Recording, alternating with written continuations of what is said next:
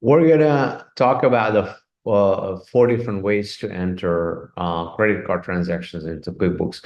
QuickBooks is a business accounting system, and your personal credit cards have transactions that normally don't belong in a business accounting system.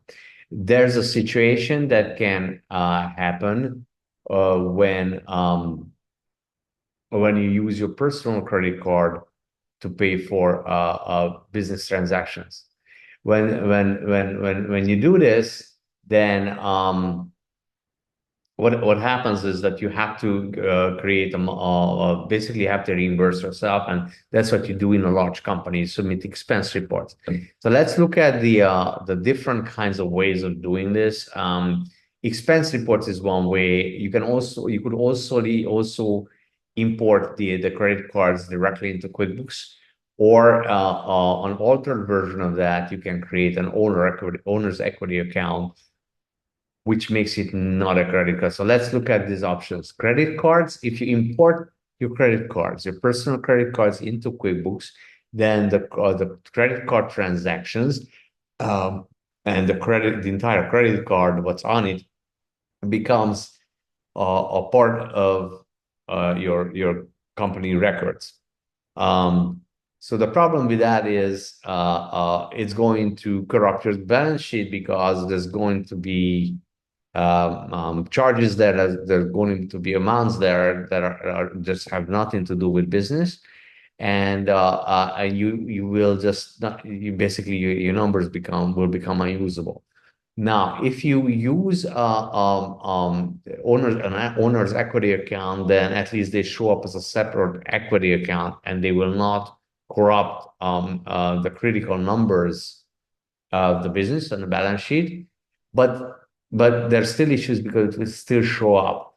And the last two options are the reimbursement reports, what typically employees do for large companies.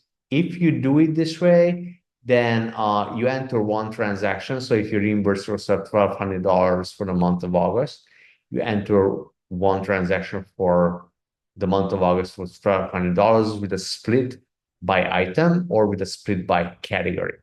So underneath it, there are some differences. Let's compare these. If you import as credit cards, QB, it becomes the transactions on the card become QBO reportable. One of our goals with everything we do in business accounting systems is to make the financial operation of the business visible and trackable. And this is a big deal. That's a very good thing about it, because if you import a credit card, this QuickBooks has a lot of functionality to track what happens on those credit cards. If you import it as owner's equity, you still got the item level reportability of the transactions on the card. The critical difference is that it will show up more separate. We'll talk about that later, which is a good thing. So the credit card will not show up as separate. It will corrupt your critical numbers. Owner's equity will show up as a separate equity account. As if you import the entire thing as one transaction, like for the month of August, you have one $1,200 transaction broken down into line items. You purchased a book, you purchased a piece of equipment, you purchased a keyboard, well, you can break it down by the line item on that one transaction, or you can break it down by category. You can break it down into things like advertising, small equipment, phone charges, and then you just have less boxes because you combine them into categories. So these are the four different options. If you do the last two options, you lose some of the reportability, because even though in option three, in column three, or it's actually four, but let's say it's option three, you have a limited reportability. It's item level, but reporting on a split item is not as extensive and not as readily available as it is on reporting on a split category. So that's the issue there. You lose some reportability, but it's still there. You can still report on the item granularity, which may be maybe item, maybe category level, depending on which of these options you pick. Who manages it? If you import credit cards as credit cards, then the company pays it and manages it. If you import it as owner's equity, owner pays it. If you import it as a transaction, uh, like option 3 or 4, in both cases, the owner pays it. Personal privacy issues. Obviously, if you import a personal credit card into QuickBooks, then you lose all privacy. Your entire life is shared with the business. If you use an owner's equity account, the same thing, because you still import all the transactions, just the account type is different. If you use one transaction, then all your personal transactions are hidden and will never enter the company database. So this will give you the privacy, the last two, and the first one will take away all privacy. Now, full auto download and reconciliation in bank transactions. The QuickBooks offers a lot of automation, a lot of nice things to make reconciliation easier, and it would be nice to use as much of it as possible. If you import the credit cards as credit cards, you will have access to all of that functionality to import them. You can look at the bank statements and all of that good stuff, and just do the reconciliations you normally would do for bank accounts. It's really neat how that works. I wish we could use it for everything, but it only works if you enter them as credit cards. If you use an owner's equity account, you can't work in bank transactions because that's not a bank transaction from QuickBooks point of view. And you have to work with it in chart of accounts where you don't have these nice automation features, although reconciliation is still there. So the last two options, the credit card account is not even in QBO, which means that the issue automation doesn't even come up because QBO doesn't have the account.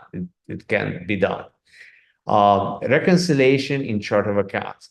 So the first two options obviously can be reconciled in chart of accounts just because everything can be all accounts. The last two options, neither one of them can be because the account is not even in there. The CC account is not entered into the company books. Okay, so the corrupt business financial reports. This is the big red box here indicates that this is my biggest concern. This is why I will not import a credit card into a personal credit card into company books unless the company fully manages that credit card. Well, we'll talk about that later, but if it's really a mixed card, you have personal life on it and you have business life on it, this is not the way to go. Don't import it as a credit card because of all these things we discussed here. And it corrupts the business financial reports. Now, if you import it as owner's equity, it's a little bit better because the personal items will show up as owner's equity, which is separate and will not affect a lot of critical numbers, but it's still there. It will still show up. It's enough clutter to make your balance sheet look messy, which you don't want if you go for a loan or if you have an audit. You want clean, neat, easy to understand balance sheet.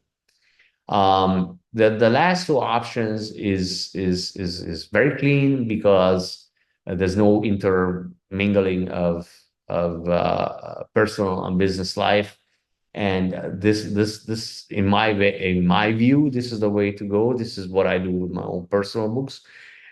This is how I separate business and company records. Now, personal shows up on your financial reports. The first two options, in both cases, they do. Like even the equity account, like I said, unfortunately, it also will show up. It will be just separate. And in the last two options, because they're completely separate, again, this is the way to go because they will not show up at all. They're not even in your the personal transactions won't even be in your business accounting system, which is what you want. So these are the four different methods I would consider when entering personal credit cards into QuickBooks. Which one you choose, it depends on which of these categories and items is important for you. And we'll discuss in detail after this each of these options.